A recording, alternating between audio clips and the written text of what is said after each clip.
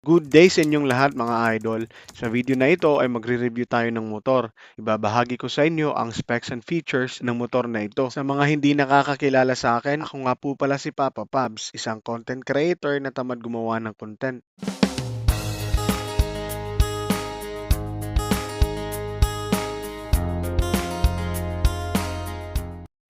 So yun na nga mga idol, nagtrending ang motor na ito nung nilabas ito ni Rusi. Yes mga idol, ito ay isang Rusi na motor. Maraming nagsasabi na ito na raw ang pangtapat ni Rusi sa mga sikat at branded na underbow na motor ngayon. Ito ang Rusi Flash 150X Fi. Nung nilabas ito ni Rusi mga idol last year 2024 ay nagkaubusan na kagad ng stock. Maraming nang hinayang dahil hindi sila nakakuha ng motor na ito. Pero ngayong 2025 ay naglabas na ulit si Rusi ng second batch ni Flash 150X Fi. Pag-usapan naman natin ang specs and features ng motor na ito. Ang Rusi Flash 150X Fi ay may single cylinder, dual overhead cam na may 4 valves. Yes mga idol, naka 4 valves na po ang Flash 150X Fi. Kaya naman sa arangkada ay siguradong hindi ka mabibitin. Ito ay naka 6 speed at may lakas na 16.8 horsepower at 9,500 RPM or revolution per minute at 14.5 Newton meter of torque at 8,000 RPM or revolution per minute. Meron siyang engine displacement na 149.6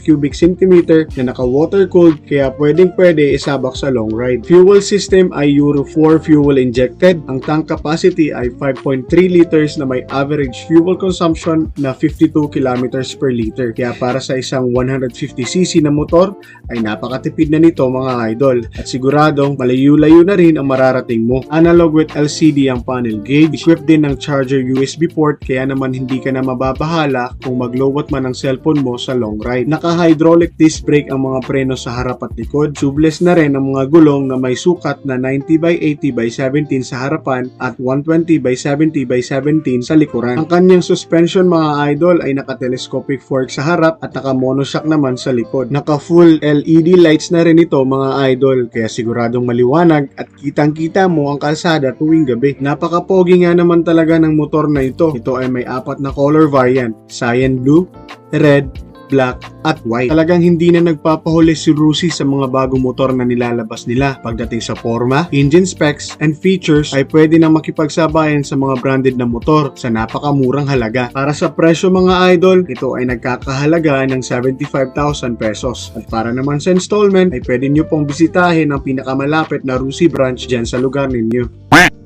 Kung nakatulong sa iyo ang video na ito ay huwag kalimutang mag-subscribe at i-share ang video mga idol. Laging tatandaan, huwag maging kamote sa daan dahil may pamilya ka pang uuwian.